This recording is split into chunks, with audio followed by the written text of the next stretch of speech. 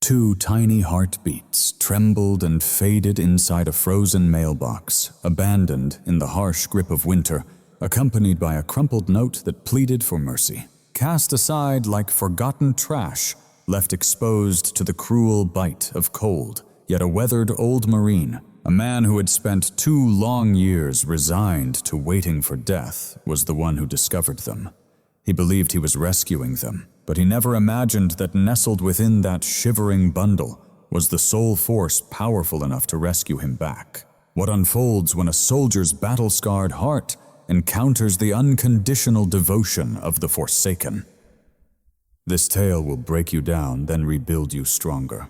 Before we plunge into this story, tell me, where is our family tuning in from today? Drop your homeland in the comments below.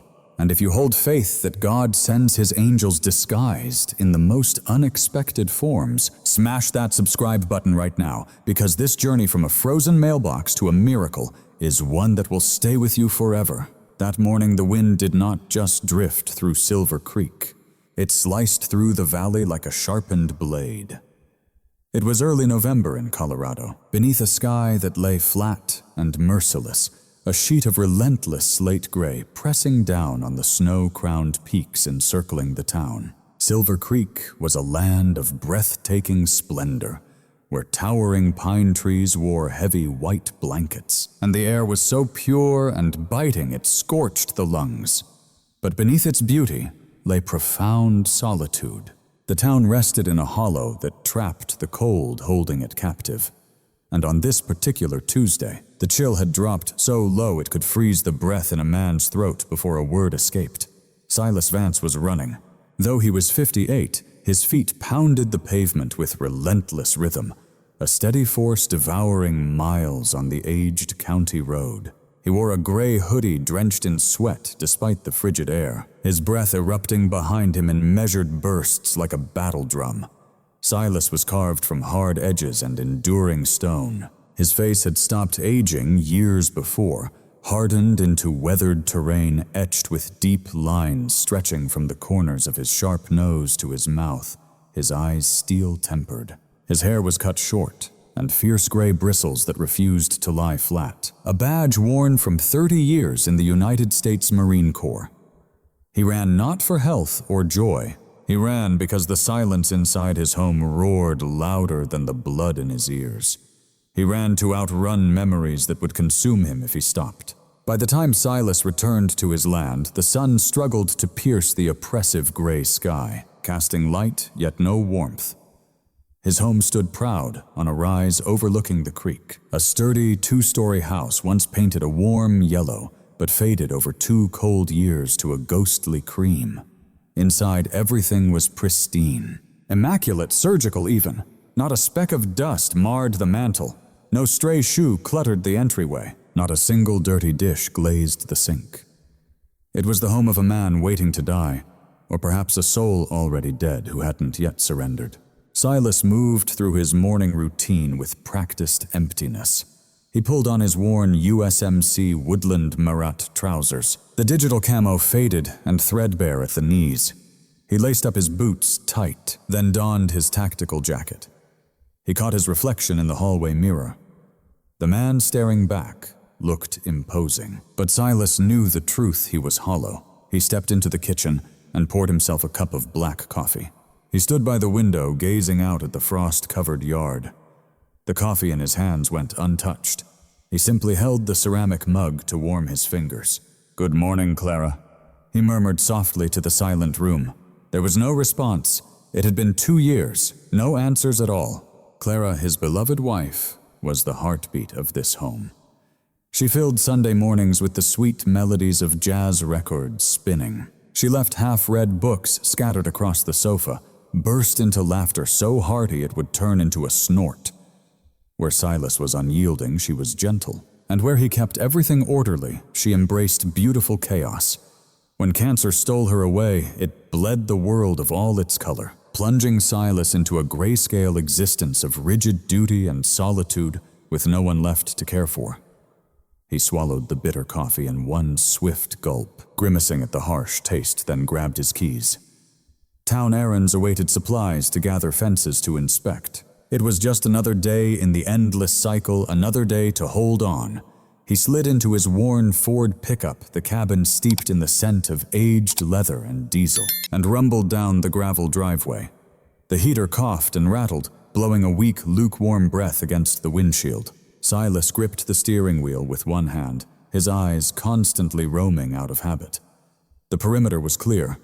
No threats, only silence and freshly fallen snow.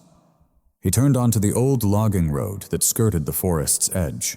A shortcut he avoided mostly because the potholes were deep enough to swallow a tire hole. But today, the main road lay blocked by a massive pine tree that had fallen.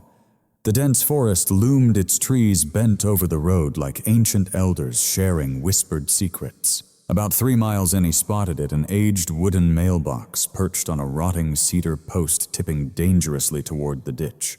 The land behind it had been abandoned for nearly a decade. The house reduced to nothing more than a collapsed chimney and a foundation swallowed by weeds. No one had delivered mail here in years. Silas wasn't sure why he slowed down. Perhaps it was a flash of something out of place, a strange texture or fleeting shadow.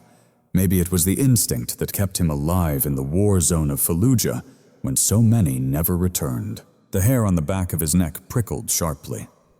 He brought the truck to a slow stop. The tires crunched over the packed snow. The engine idled with a low, steady thrum. Silas fixed his gaze on the mailbox. The red metal flag was down, but the lid was tilted just slightly askew. "Don't get involved," he muttered under his breath. "Just keep moving." But he couldn't.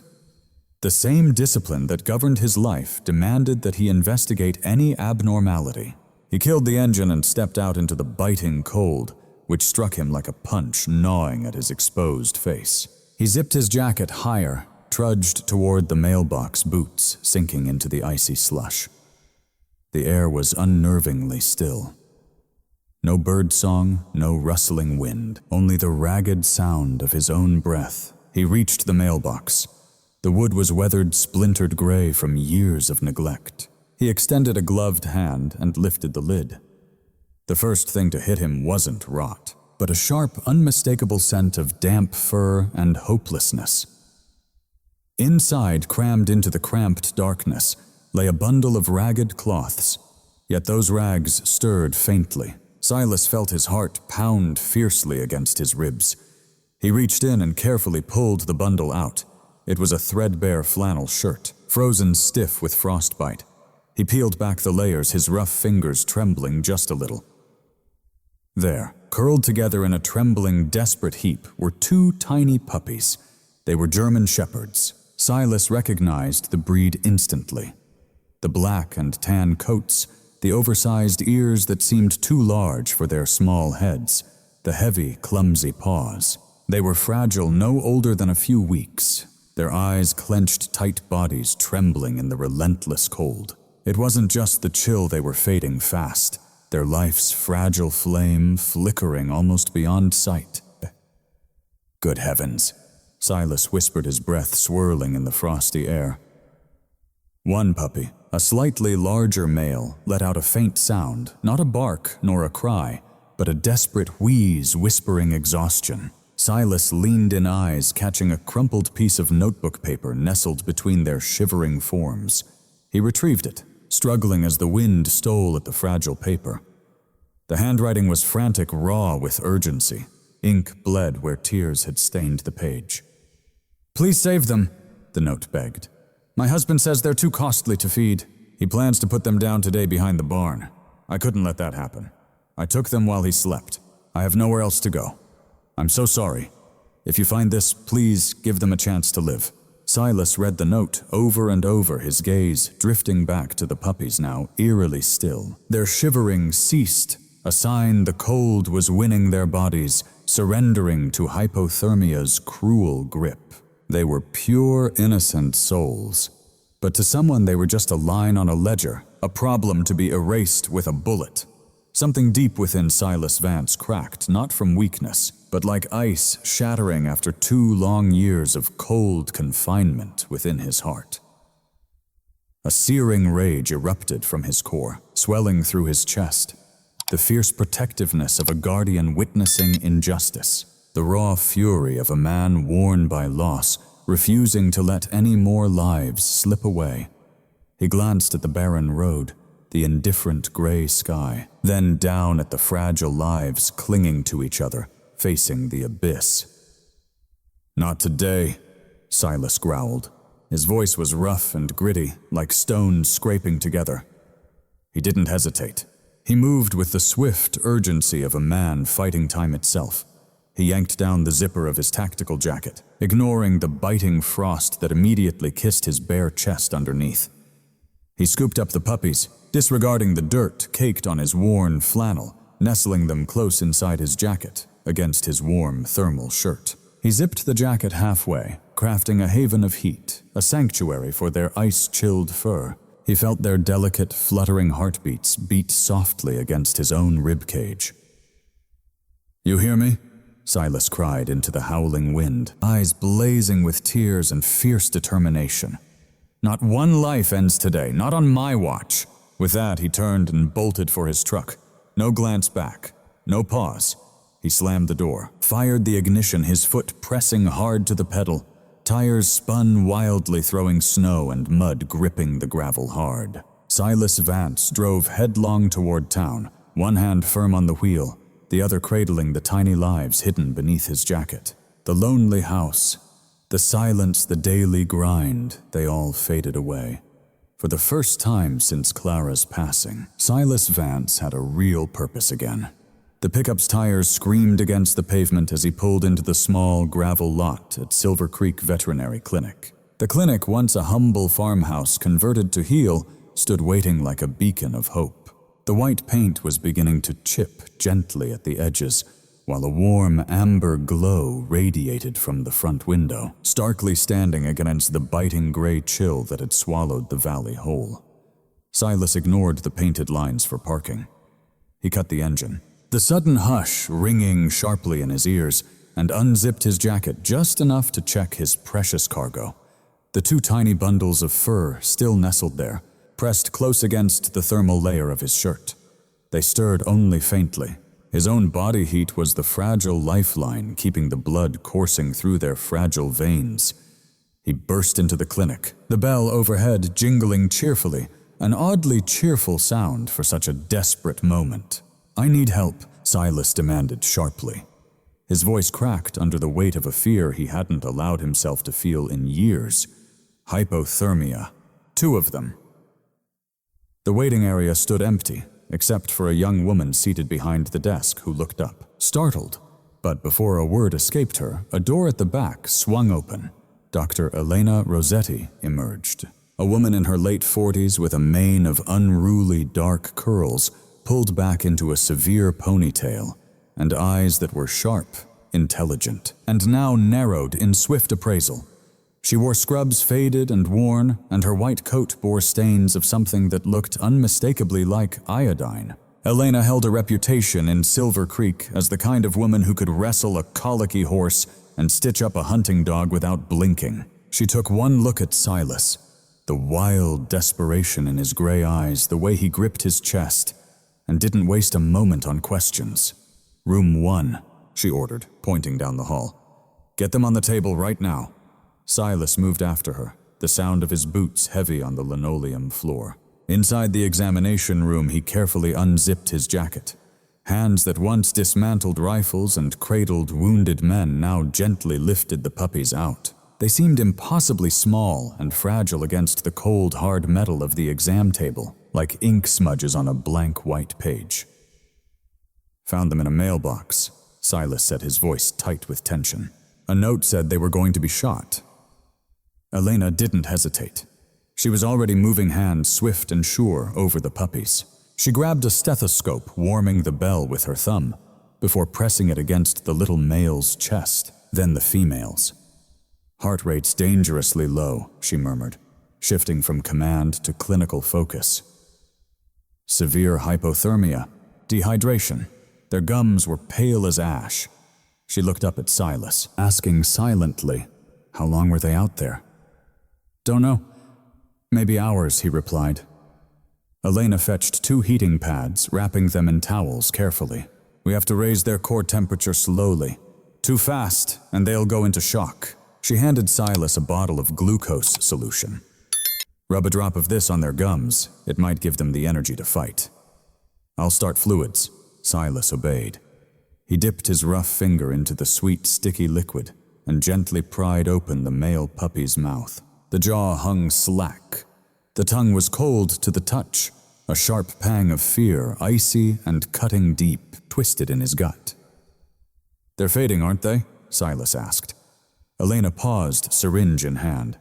She looked back at him, her expression softening just a bit. I won't lie to you, Silas. They're very young, maybe about 4 weeks. No mother exposed to freezing cold far too long. Their bodies are shutting down. She moved to the female puppy, her hand steady despite the weight of the moment, gently sliding a slender needle beneath the loose skin of the puppy's neck.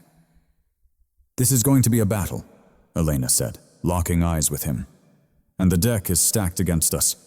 Most folks would quietly let them go by now. Silas fixed his gaze on the fragile puppies, noting how their ribs barely rose with each faint breath. The note echoed in his mind. I fought hard. I truly did. I didn't bring them here to give up on them, Silas said, his voice low and fierce, like distant thunder rolling in. I haven't backed down from an easy fight before, Doc. I'm not about to start now. Elena held his gaze steadily, weighing his determination, then a faint, resolute smile brushed her lips. All right, then, she said firmly. Wash your hands. You're today's nurse. Hours blurred into one another as the sun dipped behind the mountains, casting the clinic in shadows lit only by the stark glow of the fluorescent lights overhead. The doors closed. The receptionist left. It was just Silas, Elena, and the steady beep of the monitors. Silas perched on a stool in the corner, eyes locked on the cold metal table. The clinic's scents, antiseptic damp fur rubbing alcohol, stirred memories buried deep. Not memories of battle, but a quiet Sunday morning 5 years ago. He was in the kitchen of the yellow house. Clara wearing his oversized flannel shirt flipped pancakes. Soft jazz played from the radio. We should get a dog, Clara had said, flipping another pancake. A German shepherd like the ones you used to work with. Silas sipped coffee, scanning the paper. He never looked up. No, why bother? It feels lonely when you leave on your contracts. She sighed. I want someone to talk to. Dogs die, Clara Silas replied, voice steady, void of feeling. They get sick, grow old, and they die. I don't want the chaos or the heartbreak. We're fine as we are. He recalled the way her smile faltered just for a heartbeat. She returned to the stove and shoulders drooping. All right, Si, just a thought. She passed 2 years later, alone in that house while he was halfway across the world, desperately chasing a flight that didn't exist. Silas looked back to the puppies. The female was steadying.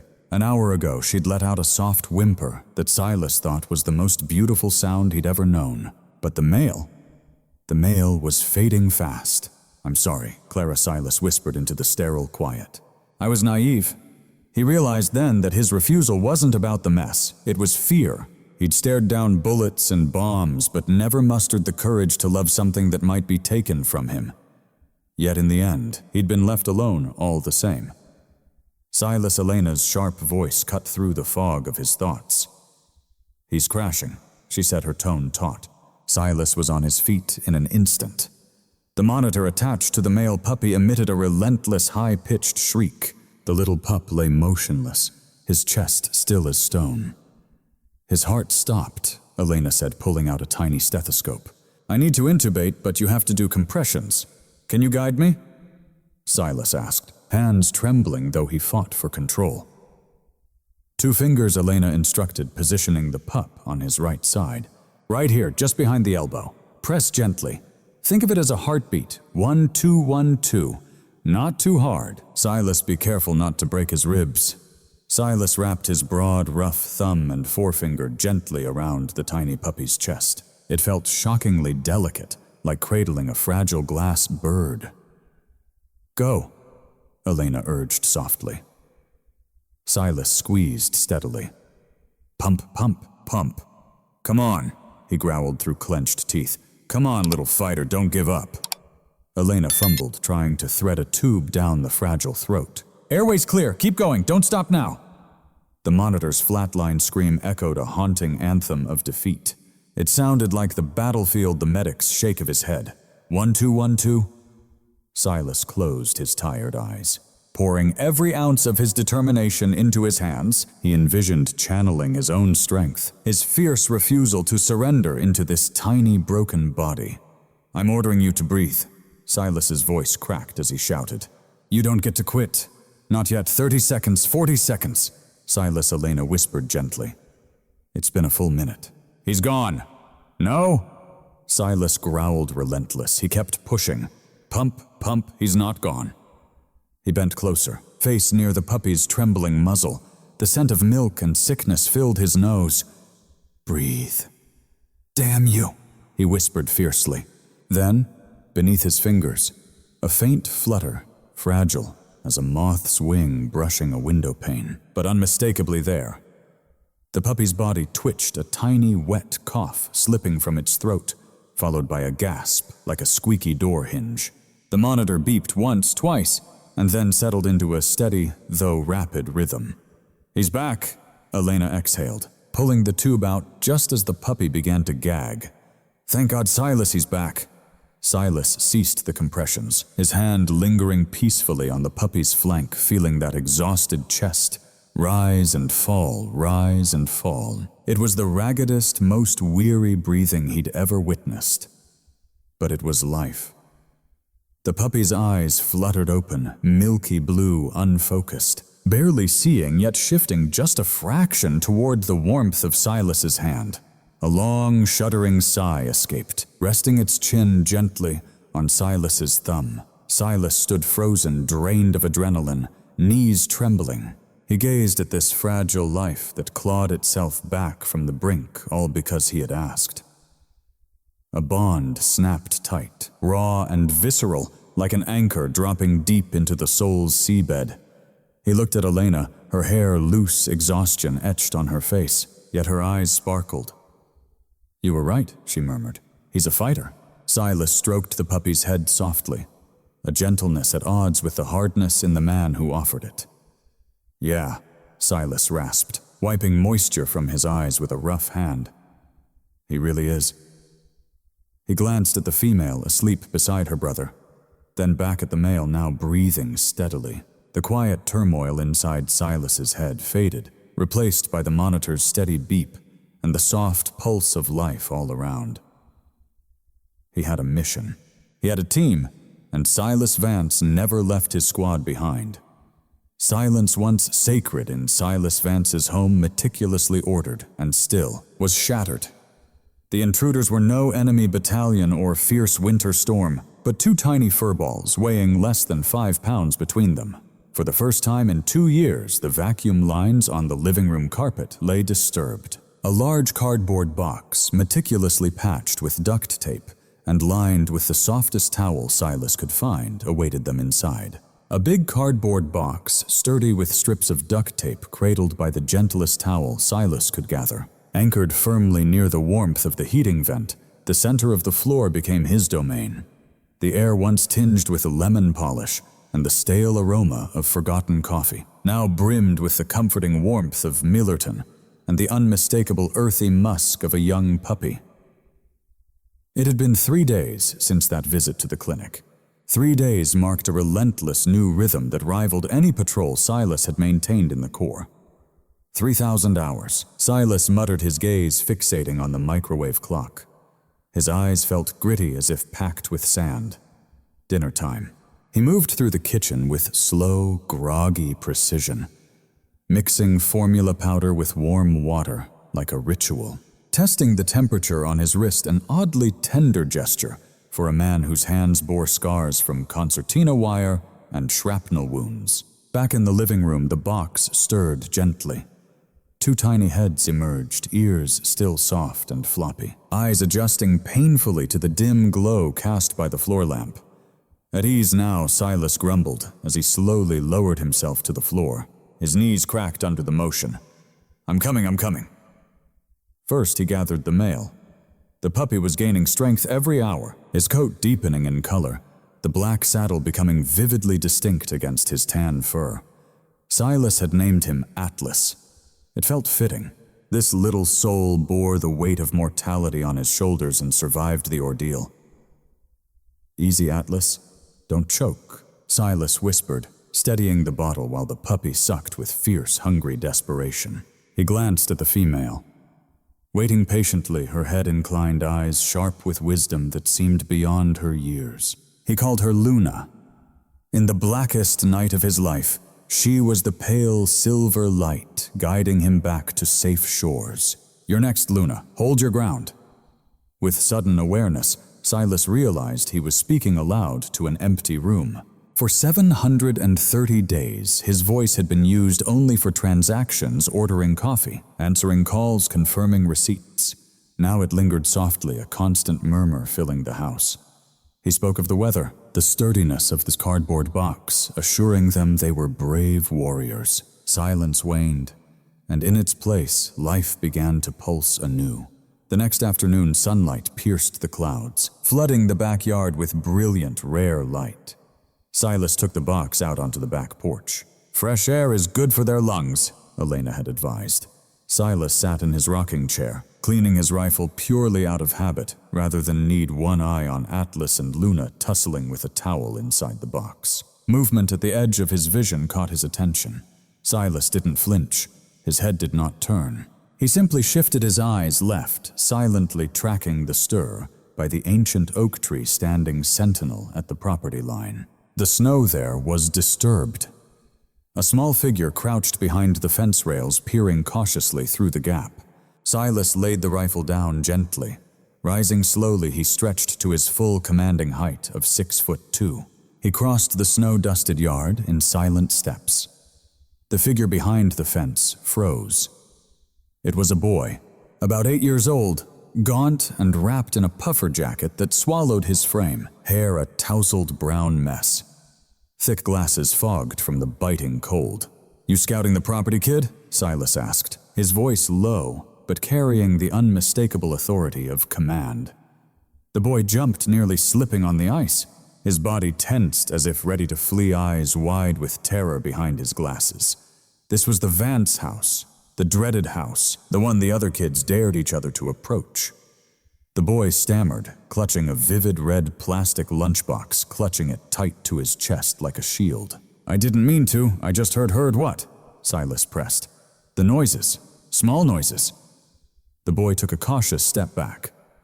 "I'm sorry, sir, I'll leave." Silas studied him, noticing the redness around the boy's eyes he'd been crying. He saw the flinch when Silas stepped forward. It was a flinch Silas knew, the flinch of someone vulnerable, bracing for a blow from the powerful. Silas halted and glanced back to the porch where Luna let out a sharp, eager yip. Then he turned again to the boy, a piercing memory breaking through the moment his own son Michael at that age. Michael had been small too, wore glasses just like the boy. Michael had died in a car crash 2 decades ago. That loss shattered the foundation of Silas's world. The first crack before Clara's death tore it apart. Completely. A cloud of cold breath drifted from him. He relaxed his stance, uncrossing his arms. "Do you like dogs?"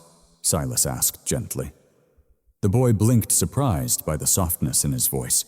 Slowly he nodded. "Yes, sir. My mom says we can't have one. Apartment rules." "Well," Silas said, nodding toward the porch. "I've got a couple of recruits here who need socializing. That means they need to meet folks so they don't grow into cranky old men like me." The boy hesitated, biting his lip as curiosity wrestled with fear. Curiosity won. "I'm Leo," he whispered. "Silas," the man replied. "All right, Leo, the gate's open." Leo stepped onto the porch with reverence, as if entering a sacred place. When his eyes fell on the puppies in the box, he dropped his lunchbox and sank to his knees, his face transforming from fright to awe, pure and unfiltered wonder. "Oh, wow," Leo breathed. "They're so tiny." "German shepherds," Silas said, leaning casually against the railing. "Atlas is the big one. Luna's the one gnawing on your shoelace." Leo chuckled a rusty, long, silent sound, like an old gate creaking open. Luna had indeed latched onto the aglet of his sneaker, tugging fiercely with tiny growls. "She likes you," Silas remarked. "Usually she's the cautious one." "They're hungry," Leo said, watching Luna release his shoe and nudge his hand. "Yeah, it's about that time," Silas agreed. He went inside and came back with 2 bottles. Handing one to Leo, Silas asked, "Ever fed a soldier before?" Leo shook his head, eyes wide with wonder. "Sit cross-legged," Silas instructed, his voice deepening into the calm, steady tone of a sergeant coaching a rookie. "Put a towel on your lap. Gently lift her up. Support her back legs, Leo. Always support the legs." Leo cradled Luna as if she were porcelain. The puppy squirmed until she caught the scent of milk, then latched onto the bottle fiercely. "Tip the bottle up," Silas corrected, nudging Leo's elbow. 45 degrees. Keep the air out of the nipple or she'll get a bellyache. If she gets a bellyache, she cries all night. If she cries all night, I don't sleep. And if I don't sleep, I get cranky. You don't want to see me cranky." Leo looked up momentarily frightened until he caught the faint crinkle at the edge of Silas's eye. A wink or something close to it. Leo smiled in return. "Yes, sir." They sat in the crisp sunlight, the grizzled veteran and the shattered boy bonded by quiet strength and hope. Bound by the steady rhythm of 2 orphans nursing their fill, Silas was no longer the feared recluse of Silver Creek, and Leo wasn't the target of third-grade taunts. For that hour, they were simply protectors. That night, the cold front returned with brutal force. The wind howled fiercely around the eaves, shaking the window panes in their frames. Silas climbed into bed at 10 o'clock. Lying on his back, he stared at the ceiling, listening to the wind's howl. Sleep came, but it brought no peace. His mind drifted back to the sand. Fallujah, 2004. The heat pressed down like a living thing, a suffocating blanket soaked with the stench of burning rubber and melted copper. The sky glowed orange. The noise thundered deafeningly, the sharp staccato of AK-47 fire, the deep boom of mortars pounding. Silas ran through the maze of alleyways, dust choking his throat. He called out for his squad leader, but no sound came. Then an explosion. The world turned blinding white. The ground vanished beneath him. He plunged into a pit of flames. He gasped, suffocating. A crushing weight bore down on his chest, pinning him while the darkness closed in, blades lurking in shadows. "Clara!" he tried to scream. "Help me!" Silas jolted awake with a strangled gasp tearing from his throat. He shot upright, heart pounding wildly against his ribcage like a trapped bird. The room was cloaked in darkness, bitterly cold, yet sweat soaked him through. His sheets were twisted tight, wrapping around his legs like creeping vines. Breathless panic crashed over him like a rogue wave dragging him under. His sight narrowed to a tunnel. The acrid scent of burning rubber lingered in his nostrils, gripping the mattress edge. His knuckles whitening, he fought to anchor himself to recall where he was. Silver Creek. You're safe in Silver Creek. Yet his mind screamed, ambush enemy fire, shaking violently. Teeth chattering, he buried his face in his hands, bracing for the storm inside, bracing for the tide of shame. Then he felt a tiny scratch, barely perceptible on the bed's side. A soft whimper followed. Silas held still. Lowering his hands, he saw the cardboard box he'd sneaked into the room, defying his rules about animals in the bedroom, trembling. A dark little shape struggled to escape. Claws scraped fiercely against the cardboard until it tumbled down with a gentle thud. It was Luna, barely steady on her feet. Her paws too large for her small frame, she ventured into the shadowy room, driven by pure instinct or scent. She made her way to the bed's side. Too tiny to leap up, she stood on her hind legs, clawing desperately at the loose bedsheet. A sharp bark burst forth a demanding, urgent yap. Silas looked down. Moonlight spilled through the window, illuminating her eyes. They held no judgment, no fear, only fierce focus. His hand trembled as he reached down. Luna did not recoil. Instead, she lunged forward. She wrapped her tiny front paws around his wrist, then began to lick, licking the sweat from his palm, licking the tremble in his fingers. Her rough, warm tongue grounded him like sandpaper, a lifeline to the moment. The touch cut through the burning mirage of the desert, replacing smoke and fire with the comforting scent of puppy milk. Silas centered himself on that steady rhythm, lick, lick, lick. His breath slowed, tunnel vision dissolved, and the room returned sharply into focus. The dresser, the frost-covered window, the snow blanketing the world outside. He wasn't buried in Fallujah anymore. He was finally home. Silas gathered Luna into his arm with gentle ease. She was so light in his grasp. He pressed her close to his chest, right over the heartbeat pounding like thunder. She wriggled briefly, circled twice on the damp cotton of his shirt, and then settled, resting her chin softly on the center of his sternum. She breathed out a long, peaceful sigh. Silas leaned back against the pillows, cradling the small being in his hand like treasure. His heart finally slowed. The rush of adrenaline ebbed away, leaving him drained but utterly present. "Copy that, Luna," he whispered into the darkness, his voice thick with emotion and relief. "Sector clear." Within seconds she had drifted to sleep. Silas lingered awake a bit longer, listening to the rhythm of her breath, realizing for the first time ever he was no longer the one doing the saving. Winter in Silver Creek didn't retreat humbly. It withdrew, clawing back inch by bloody inch. By late February's end, the snowdrifts had dissolved into muddy gray slush, and the icicles hanging from Silas Vance's roof wept silently onto the porch below. But time inside the Vance household had been racing forward at a different pace, speeding up where the world had slowed. The two fragile bundles of fur Silas had once carried beneath his jacket had vanished. In their place stood two 3-month-old German shepherds, clumsy and spindly, made entirely of large paws, sharp ears, and rapidly growing teeth. Atlas was already bearing the build of a tank. His chest was broad, his coat painted in deep mahogany and black hues, and he moved with a confident awkwardness as if born to rule this yard like a king. Luna was different, sleeker, lighter on her feet, her gaze tracking each movement with unnerving focus. She didn't just watch, she calculated. They were no longer just guests here. They had become the steadfast perimeter guards. Silas stood on the back porch, coffee steaming in his hand, observing the joyful chaos melting into the muddy yard below. Leo, now a permanent fixture in the house after school every day, was running wild, dragging a tattered rope toy. "Get it, Atlas! Get it?" Leo shouted, his laughter cutting sharply through the crisp air. Atlas bounded after the boy, his bark a deepening boom that echoed through the trees. Luna flanked them, blocking Leo's path, nipping playfully at his heels. Silas took another sip of his coffee, smothering a flicker of a smile behind the rim. This was their pack, disordered, noisy, and muddy. But it was alive. For a man who had stared at blank white walls for 2 long years, this loud, dirty reality was like breathing fresh air again.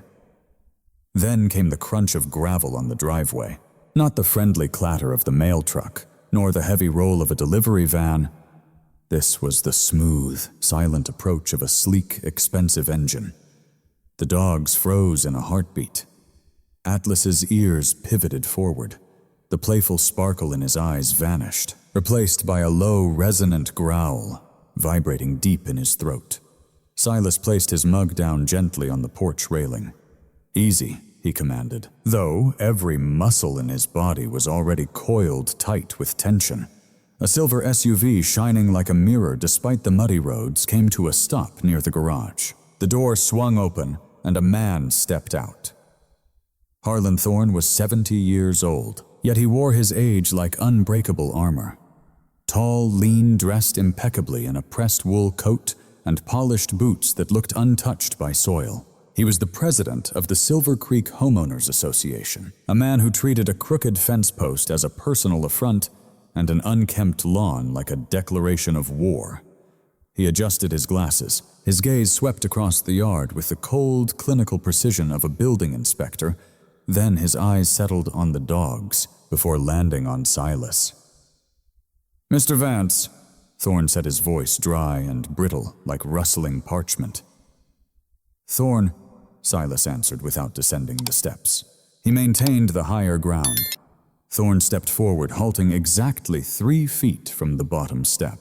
From his coat pocket, he withdrew a folded envelope, thick, creamy, and formally elegant. I tried calling, Thorne admitted. But you never answer your phone. Only for emergencies, Silas replied evenly. This doesn't feel like one. On the contrary, Thud, Thorne said, extending the envelope. This concerns urgent community safety matters. Silas refused to take it. Thorne hesitated, then carefully placed the envelope atop the railing post, his face twisting into a slight grimace. We've gotten complaints, Thorne declared. Noise barking at all hours. They're just puppies, Silas stated flatly. They bark. Thorne's voice dropped an ominous tone. And the breed Mr. Vance, German Shepherds. Section 4, Paragraph B of Silver Creek Bylaws, restricted breeds. A cold shiver crept down Silas's spine. I studied the bylaws when I bought this house, Thorne. They mention aggressive animals, not outright banning breeds. The board met last night, Thorne said, a smugness tightening his lips. An emergency amendment passed. Shepherds Rottweilers. Dobermans, they're now listed as inherent liabilities, high-risk assets. His hand vaguely gestured toward Atlas standing rigidly near Leo, eyes locked on the stranger. Look at that, Thorne sneered. That pup is just 3 months old and already resembles a wolf. What happens when it's 80 pounds when it sees a child as prey? Silas stepped down a stair, voice sharp. Right now he's protecting that child. That dog shows more discipline with one claw than your entire board combined. That's irrelevant, Thorne dismissed, waving his gloved hand with disdain. They're dangerous, unpredictable, and strictly forbidden. He nodded at the envelope. You have 14 days, Mr. Vance. 14 days to remove the animals from your property. If they're still here on day 15, the HOA will move to seize them through animal control. Plus, expect fines of $500 every day until you comply. Leo, who had stood frozen near the oak tree, suddenly dropped the rope and bolted forward, scrambling up the muddy hill to wrap his arms tightly around Luna's neck. No! Leo shouted, his voice breaking with desperation. You can't take them, they're good. Luna is good. Luna whimpered, sensing the boy's turmoil, and tenderly licked the tears streaming down his face. Thorne regarded the boy with cold, pitiful eyes. Son, you shouldn't get this close to a predator. It's for your own safety. She's no predator, Leo screamed, burying his face in Luna's soft fur. She's my friend. Silas felt that familiar surge of rage rising again, molten fierce, the same heat that had burned within him at the mailbox. But this was different. This was no battle against nature or a hostile stranger. This was warfare against a system that wielded words like a liability to erase lives. Silas descended the remaining steps. He loomed over Thorne, close enough to catch the sharp scent of his cologne expensive sterile pine. These dogs, Silas said, his voice low and hauntingly calm, were left to die trapped in a box. I saved them. They belong to this family. They are family, Silas declared. Well, then you should have gone with a poodle, Thorne shot back, refusing to yield. Rules aren't just words, they're the backbone of order. Without rules, Silas, all you've got is chaos. And I won't allow chaos in my neighborhood. Silas reached out sharply, snatching the envelope off the railing. He didn't unfold it. Instead, he locked eyes with Thorne, his steely gray gaze burning with unyielding resolve. You talk about chaos, Silas said coldly. You don't have a clue what chaos really is. Chaos is stealing a man's reason to rise each morning. With a steady, deliberate hand, Silas ripped the thick envelope cleanly in two.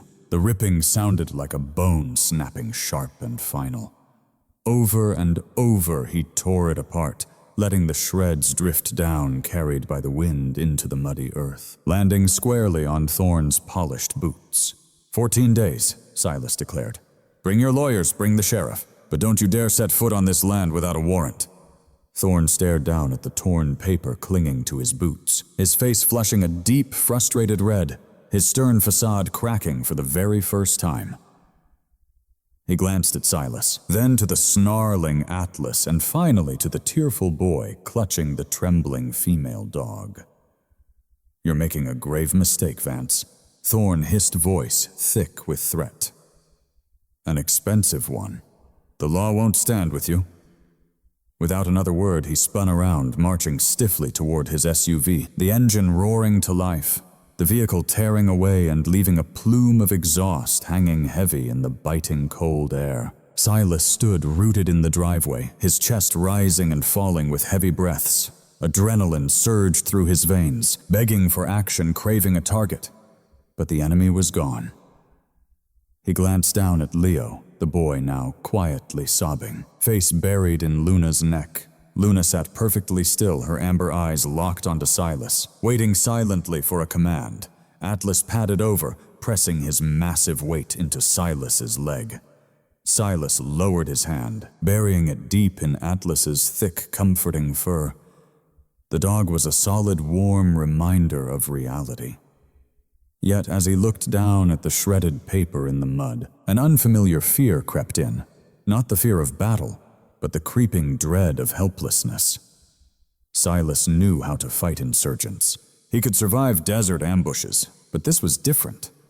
He didn't know how to battle a bylaw, or a man brandishing a gavel instead of a gun. He had vowed to protect them, and now for the first time since the Mailbox incident, he wasn't sure if he could keep that promise. "It's all right, Leo," Silas whispered, rough and unsteady. "We're going to make it through." But as a cold wind began to rise, carrying the chill of the coming night, Silas Vance felt completely, painfully cold. The calendar on the kitchen wall had turned into an enemy. 10 red crosses marked the days since Harlan Thorne stood on the porch and declared his war. Only 4 squares remained blank. 4 days until the sheriff, the lawyers, and the animal control van arrived to enforce the seizure order. Silas Vance was gearing up for a legal battle. He had his paperwork organized, studied the Americans with Disabilities Act, and crafted a speech for the town council. He was prepared to face the man in the silver SUV.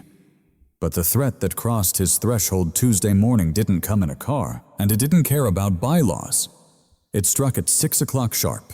Normally, the sound of the kibble bag opening sent Atlas and Luna skittering around the corner across the hardwood floors, a frenzied dance of claws and hunger.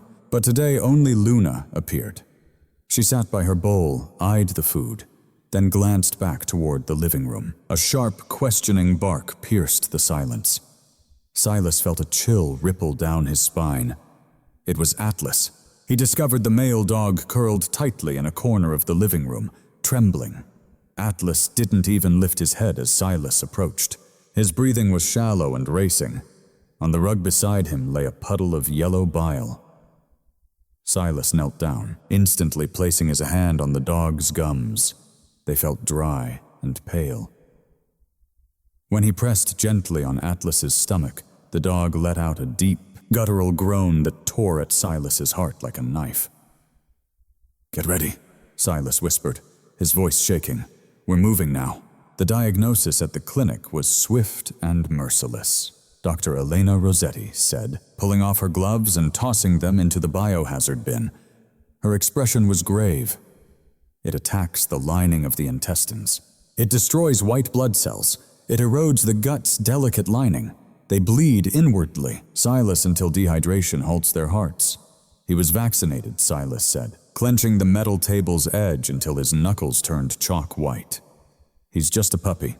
Sometimes maternal antibodies interfere with the vaccine. Sometimes it's just cruel bad luck. It's highly contagious, Silas. Luna needs a booster shot immediately, and you must keep her completely apart." Silas looked down at Atlas. The dog lay flat on the metal table, an IV line taped to his shaved foreleg. He looked smaller than yesterday. "Defeated," Elena began. "I'm keeping him here." Silas cut her off sharply. "I'm taking him home." "Silas, this requires constant care. It's messy. It stinks of death. If that IV falls out, you have to put it back in. You have to clean up fluids contaminated with the virus. Luna cannot get near him. He fights with more heart on his own ground. Silas said firmly, leaving no room for debate. Give me the fluids. Give me the meds. Show me how to do it. Elena studied the stubborn set of his jaw, the steely gray resolve in his eyes, then sighed in surrender. I'll pack a crate. Subcutaneous fluids, anti-nausea meds, antibiotics.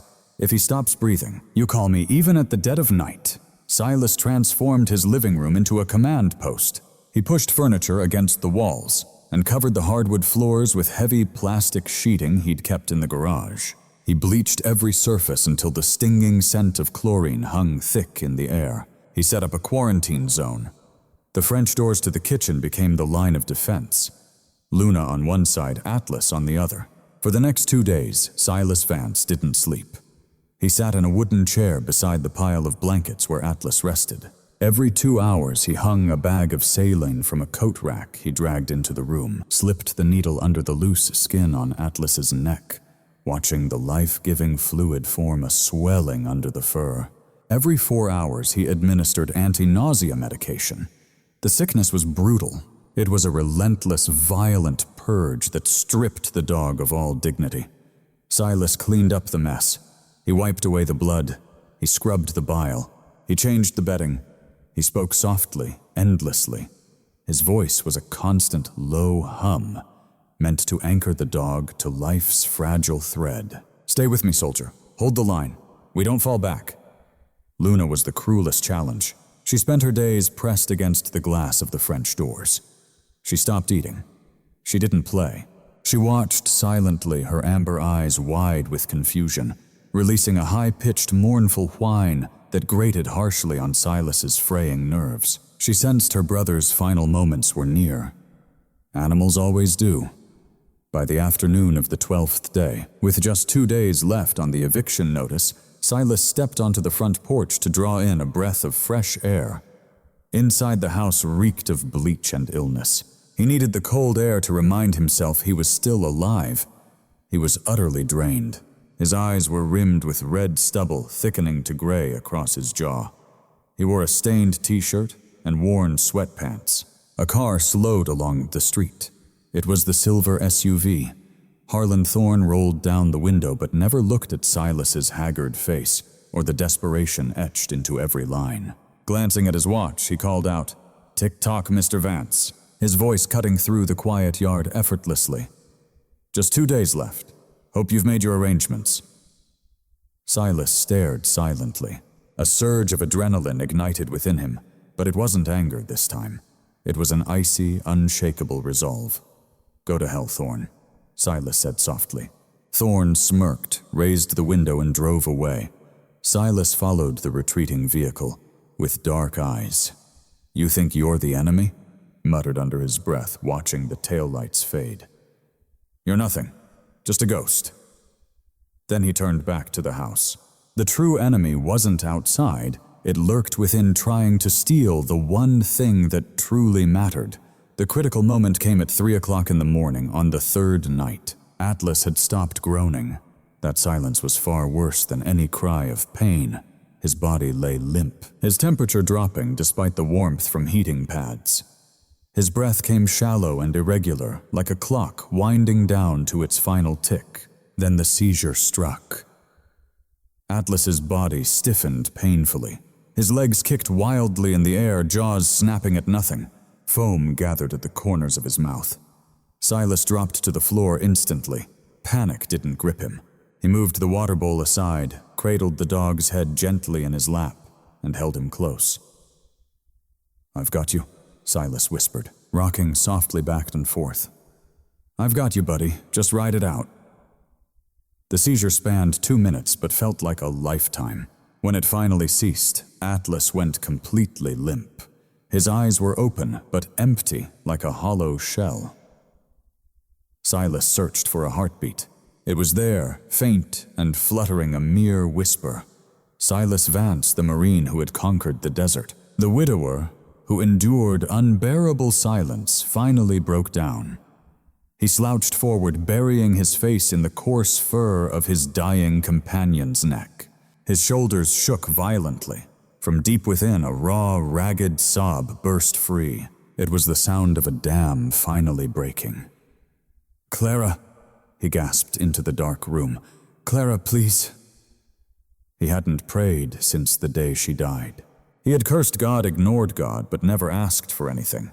Now he wasn't speaking to God. He spoke to the only angel he still knew. "Don't let him go." Silas wept, tears burning down his face. "I can't lose him, not again. I don't have the strength to bury another. I'm just not strong enough, Clara. Not strong enough." He held on to the dog, waiting for the final breath, waiting for the silence to return and swallow them both whole. He stayed on the floor, curled tightly around Atlas, as time passed in painful, silent hours. Eventually, exhaustion claimed him, and he drifted to sleep, his hand resting gently on Atlas's chest. Dawn's light stirred him awake, pale, watery gold pouring through the blinds, casting fragile beams through the dust motes dancing in the air, landing on the plastic sheeting covering the floor. Silas stiffened, heart pounding. He dared not move his hand, terrified to touch the cold stillness of death. He held his breath, frozen in place. Thump, thump! The heartbeat grew stronger, but relentless. Silas opened his eyes. Atlas was staring at him.